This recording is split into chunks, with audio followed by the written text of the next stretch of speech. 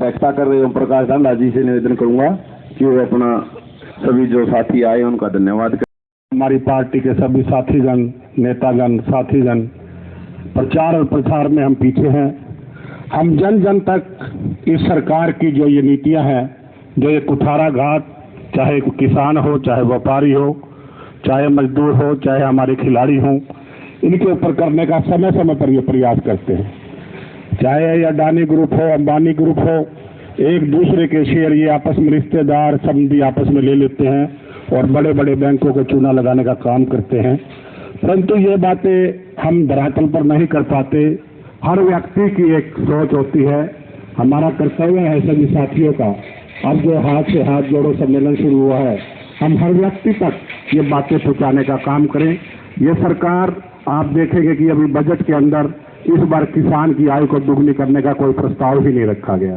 पहले ये लोग बड़े बड़े वादे करते थे और अपने हर व्यापारियों को, हर किसानों को, हर मजदूर भाइयों को कोई न कोई लालच देने का काम ये आने वाले चुनाव में फिर करेंगे।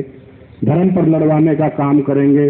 मंदिर भी इनका है, देश भी इनका है, हम साथियों को तो कुछ भी नहीं है। बुजुर्गों, नौजवान साथियों, बीजेपी की मंशा तो 2-3 दिन पहले जो बजट आया है उससे भी हर वर्ष हमें पता लगता रहता है कि सरकार की पॉलिसियां क्या है। सरकार ने सबसे पहले तो आम जनमानस का टैक्स की बात करना चाहूंगा मैं। पहले 2.5 लाख रुपए का टैक्स होता था जो फ्री होता था, अब की बात 3 लाख का किया है। 3 लाख में तो एक 4th क्लास की तनख्वाह आ जाती है। और जो आरक्षण, ये सिस्टम आरक्षण से जुड़ा हुआ है। जो आरक्षण के मामले में एससी और बीसी को जो आरक्षण दिया हुआ है, उसमें जो क्रीमी लेयर की जो लिमिट है वो भी सेंट्रल गवर्नमेंट ने एक एफिडेविट के माध्यम से सुप्रीम कोर्ट में दिया हुआ है, भाई 8 लाख रुपये की जाए। और टैक्स में रिबेट कितने में दे? 3 लाख में। तो फिर कैसे? ये वाजिबी बात ही नहीं है। पूरे देश के अंदर एक हाहाकार मचा हुआ है। अडानी के शेयर बुरे तरीके से गिरे हुए हैं। कांग्रेस पार्टी और सभी विपक्षी दलों ने लोकसभा में और राज्यसभा में ये बात उठाई कि एक ज्वाइंट पार्लियामेंट कमेटी जेपीसी बनाकर जांच की जाए कि कहां पर कोई घोटाला तो नहीं हुआ है, क्योंकि तकरीबन 5 लाख करोड़ आम आदमियों के इसमें पैसे डूब गए हैं पूरी सेंसेक्स मार्केट में। एलआईसी के 16,000 करोड़ को एलआईसी को नुकसान हुआ है, एसबीआई बैंक को नुकसान हुआ है, तमाम सरकारी संस्थाओं को नुकसान हुआ है। तो ज्वाइंट पार्लियामेंट कमेटी के लिए कांग्रेस पार्टी ने आज मांग करते हुए सभी देश के अंदर एलआईसी और एसबीआई बैंकों के सामने धरना प्रदर्शन किया।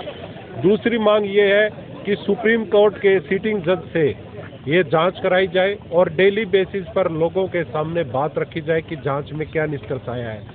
देश के सामने सवाल ये है कि एक अडानी, जिसको लोग मोदी सरकार से पहले जानते तक नहीं थे, आज वो दुनिया का 2 नंबर का अमीर आदमी बना हुआ है। तो कैसे शेयरों में उसकी बढ़ोतरी हुई, कैसे घोटाला घपला हुआ, उस बात को लेकर एक जनता के बीच में, लोगों के बीच में इस बात का स्पष्टीकरण और पूरे तरीके से इस बात का तहकीकात होनी चाहिए कि जो लोगों को आज लॉस हुआ, नुकसान हुआ, कि ये इन लोगों के द्वारा कोई ऐसी कृत्रिम तरीके से बनाई हुई, तो इन्होंने अपने शेयर तो नहीं बढ़ाए हुए थे। इस बात की जांच के लिए हम सब इकट्ठा हुए हैं।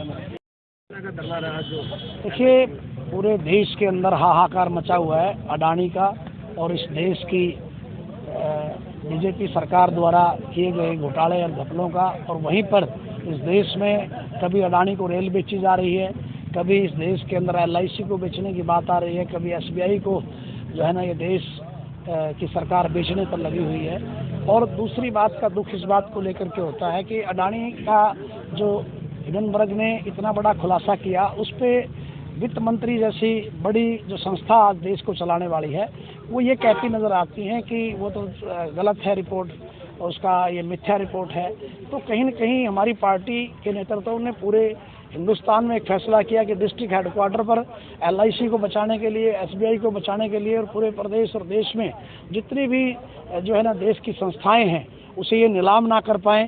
क्योंकि देखिए, विपक्ष मुख्य धारा में कांग्रेस है जो इस लड़ाई को लड़ रहा है, चाहे वो किसान आंदोलन की बात है, चाहे युवाओं को रोजगार की बात है, चाहे कोई घपला और घोटाला है, चाहे सरकार द्वारा किसी वर्ग की अनदेखी है, तो हम लोग अक्सर उस वर्ग की लड़ाई लड़ने के लिए सड़कों पर उतरते रहे हैं। और इसी कड़ी में आज LIC ऑफिस, ये जो जींद का हेडक्वार्टर है, इसके ऊपर हमारा प्रदर्शन था और हम सभी साथियों ने इनके पक्ष में प्रदेश और देश की सरकार के खिलाफ जो है एक मुहिम छेड़ी है, उसमें हमने अपना योगदान दिया है।